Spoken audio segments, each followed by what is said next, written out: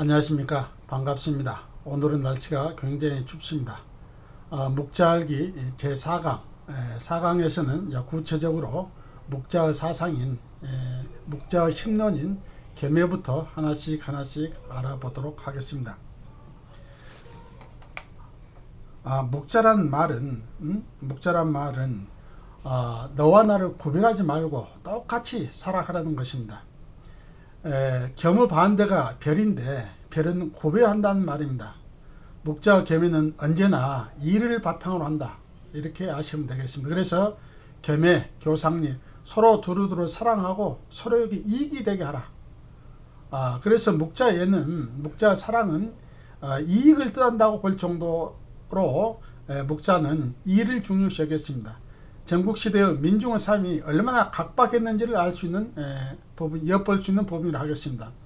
민중들은 정신적인 어떤 그 자산보다는 한 주먹 쌀이 더 절실했다고 볼 수 있습니다. 그래서 의로운 것은 이로운 것이라 하겠습니다.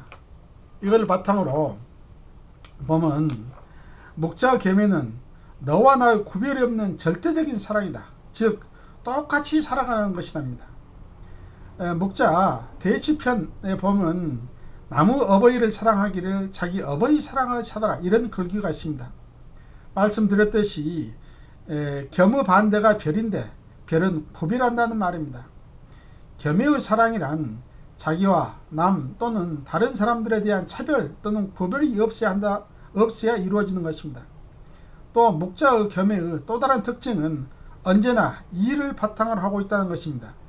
그는 사람들을 이롭게 해주지 못한 것 또는 사람들에게 이익을 주지 못한 행위는 사랑이 아니라고 본 것입니다. 심지어 묵자의 애는 사랑이란 것은 바로 이로움을 뜻한다고 봤을 정도입니다. 이는 춘추 전국시대의 각박했던 서민들의 생활을 바로 반영한 것이라고 생각됩니다. 약육강식의 끊임없는 전쟁 속에서 고통을 겪으며 살아가는 민중들은 정신적인 자산보다는 한 주먹 쌀이 더 절실했기에 이익이 되지 않는 것은 무용지물이었을 것입니다. 그래서 묵자가 말하기를 의는 이라고 했던 것 같습니다. 그러면 겸해의 근거에 대해서 한번 살펴보겠습니다. 묵자란 책을 보면 목적이 천지와 명기, 비명을 바탕으로 해서 상현, 상동, 전용, 절장, 비약, 겸해, 비공등, 심론을 주장했습니다. 묵자 교리의 바탕을 이룬 것은 하늘에 대한 신앙이고, 이 하늘은 사람들에게 윤리 규범으로서 의를 제시하고 있습니다. 그런데 이 의가 인간 생활 속에서 구체되고 있는 가장 중요한 면이 바로 겸해입니다. 즉 겸해를 통해서 의를 실천한 것입니다. 나머지 교리들은 모두 겸해를 실천하기 위한 방편이라도 과언이 아닐 것입니다. 즉 묵자의 겸해 사상도 하늘을 법도로 삼아 발전한 것입니다. 마치 육아의 인이 육아의 대표적인 덕목인 오상, 즉 인의 지신을 포괄하여 대표하듯, 마찬가지로 묵자는 겸해로 대표해서 모든 사상을 포괄하고 있습니다. 하늘은 모든 인간을 똑같이 사랑하고 똑같이 이롭게 해주고 있다. 착한 사람이건 악한 사람이건 가리지 않고 이 세상 모두가 똑같이 먹고 살고 활동하게 해주었다. 그러니 사람들도 이 하늘의 뜻을 따라서 모든 사람들을 구별하지 말고 똑같이 사랑하고 똑같이 이롭게 해주도록 노력해야 된다는 것입니다. 그래서 하늘의 뜻을 따른 자는 상을 주고 그렇지 않은 벌을 준다는 것입니다. 이것이 묵자가 겸해를 주장한 근거입니다. 그러면 묵자가 겸해의 목표를 어떻게 세우고 있는 걸 보겠습니다. 묵자가 그 교리의 중심을 이루고 있는 겸해를 내세웠던 것은 그것을 바탕으로 혼란 세상을 바로잡으려는 데 그 목적이 있었던 것 같습니다. 그는 겸해편에서 다음과 같이 주장합니다. 일찍이 혼란은 서로 사랑하지 않는 데서 일어나고 있다고 합니다. 세상은 모든 재난과 약탈과 찬탈과 원한 이러한 까닭은 서로 사랑하지 않은 데서 일어나는 것이다. 그래서 만약에 온 천하로 하여금 아울러 서로 사랑한다면 도둑은 없어지고 전쟁도 없고 임금과 신하가 아울러 은혜를 베풀고 충성하며 아비와 자식은 자유롭고 효성스러우며 세상은 바르게 다스릴 수 있을 것이라고 했습니다. 또 이런 세상을 목자는 목표로 하고 있습니다. 그것은 겸해를 통해서 목자가 목표로 하는 바입니다. 그 다음에는 겸해 어떻게 하면 겸해하는 방법이 어떤 것인지 이것들 겸해의 방법에 대해서 알아보겠습니다.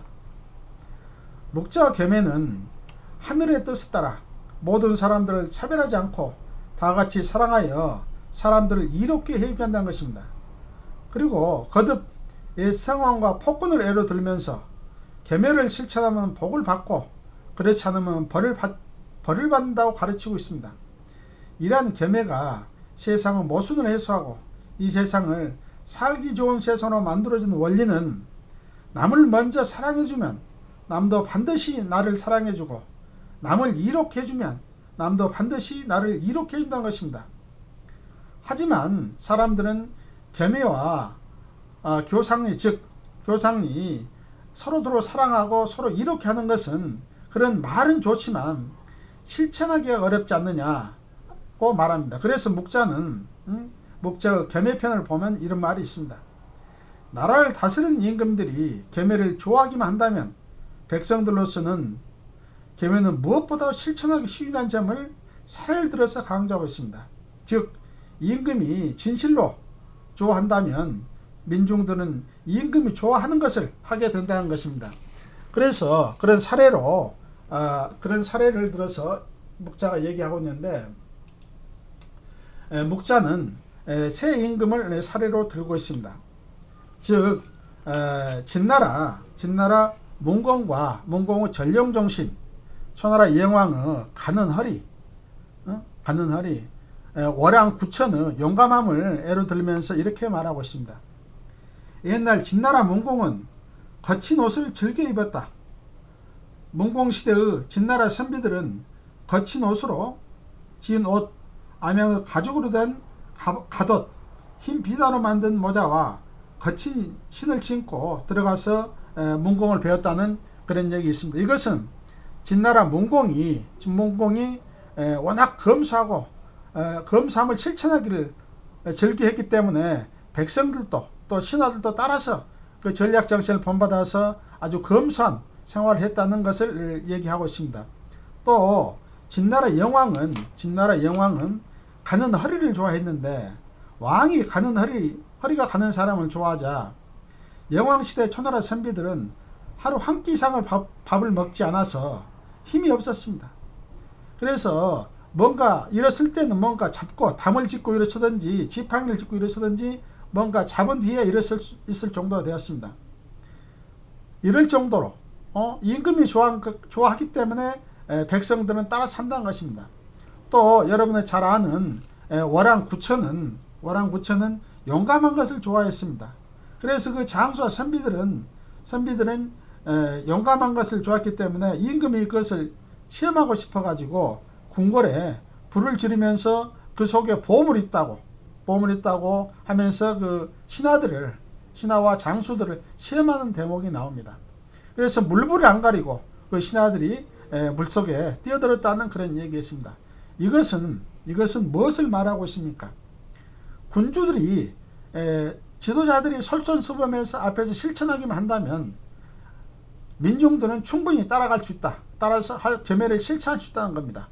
그래서 군주가 마음먹고 실천하기만 한다면 이 계매는 실천하기가 쉬운 것이라며 지도자의 솔선수범을 목자는 강조하고 있습니다. 계매가 이루어진 사회에 대해서 한번 알아보겠습니다. 목자는 목자의 저서 목자라는 책의 법의편에서 하늘 아래 모든 사람들이 평등한 것입니다. 따라서 계매가 실현된 사회는 사람마다 하는 일이 다르고 성격이나 능력도 다르지만 모든 조건이나 생활 여건은 평등하다. 그래서 겸해의사에서는 자기를 위하고자 한다면 먼저 남을 위해주고, 자기 부모를 위하고자 한다면 먼저 남의 부모부터 위합니다. 남을 사랑하는 사람은 남도 반드시 쫓아서 그를 사랑해 줄 것이라고 목자는 말하고 있습니다. 그러면서 시기형 대화편을 이용하는데, 어떤 말이든 응대가 없는 것이 없고 은덕에 보답이 없는 것이 없다. 내가 복숭아를 던져주면 그에게 오얏으로 갚게 될 것이다. 라는 시기형 대화편을 인용해서 말하고 있습니다. 이것은 남을 사랑하는 사람은 반드시 사랑을 받게 되고, 남을 미워하는 사람은 반드시 미움을 받게 되는 것을 말합니다. 또 힘 있는 자는 힘이 부족한 자를 재빠르게 돕고, 재산이 많은 자는 힘써 가난한 자를 나누어 주고, 도를 깨우친 자는 힘써 다른 이를 교화시킴으로써 굶주린 자는 먹을 것을 얻고, 헐벗어 추위에 떠는 자는 옷을 얻고, 혼란스러움은 다스려질 것이라고 말하고 있습니다. 그리고 노원편에서 이렇게 적혀 있습니다. 귀신이 사람들에게 바라는 것이 많다고 하면서, 사람이 높은 벼슬과 많은 녹봉을 받게 되면 그것을 현명한 사람의 양보할 것을 바란다고 했고, 또 재물이 많으면 가난한 이에게 나누어 주기를 바란다고 했습니다. 또 비약편에서 남을 돕고 남에게 나누어 주는 건 좋지만, 목자는 그에 앞서 사람들 모두가 부지런히 자기가 맡은 일을 힘쓰고 노력해야 한다고 주장했습니다. 또 공명편에서 지혜로운 사람은 반드시 그 능력이 미칠 수 있는 일을 헤아려 거기에 종사해야 한다고 주장합니다. 즉 전문가가 되어야 한다는 것입니다. 지금 사회도 예를 들어서 육아의 사상은 전인을 만든 것이나, 목가의 주장은 전문가 양성이 있다고 해도 과언이 아닙니다. 이로써 겸해가 실현된 사회는 불행한 자나 불우한 자가 없게 되는 사회가 됩니다. 이렇기 때문에 겸해는 모든 인간 문제를 근본적으로 해결하는 근거가 될 수가 있습니다.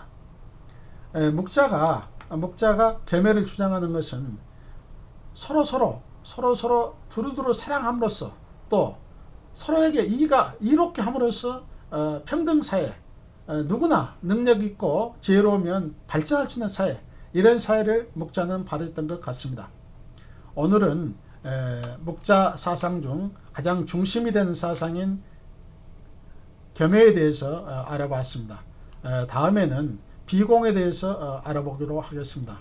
추운 날씨에 감기 조심하시고 건강하시기 바랍니다. 경청해 주셔서 고맙습니다.